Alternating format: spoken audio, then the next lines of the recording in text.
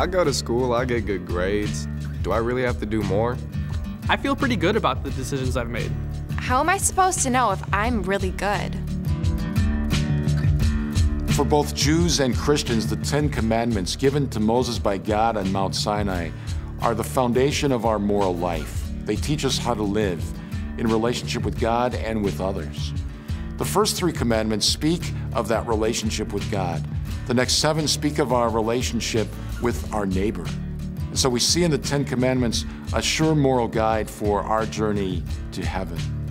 The first commandment is central. You shall love the Lord your God with all of your heart, all your soul, and all your mind. You shall have no other gods before me.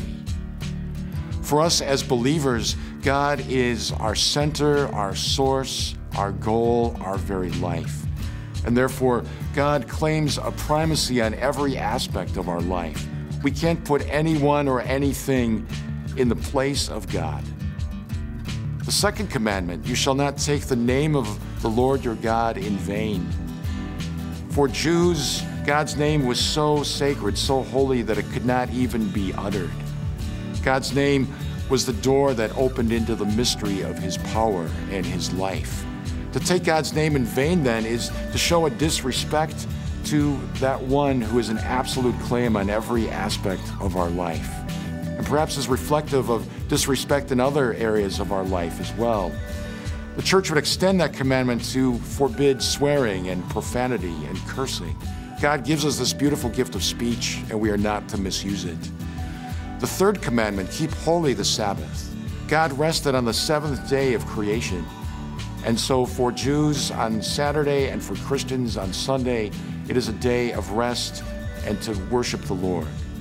On Sundays, we as Catholics celebrate the Eucharist, our participation in the resurrection of Christ, his triumph over the power of sin and death.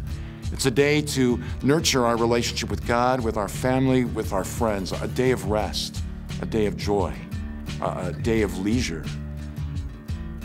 God has an absolute claim on every aspect of our life.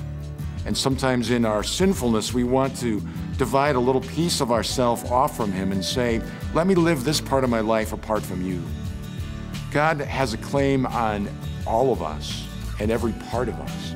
And the first 3 commandments speak to the power of that relationship and to the power of that divine claim. We are not simply creatures of God, we are his beloved children and are called to live in right relationship with him.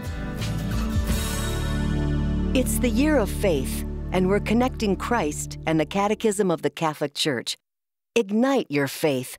Share this video with a friend and spark up a spirited conversation today. So what's the next C4 all about? We invite you to come back and see for yourself.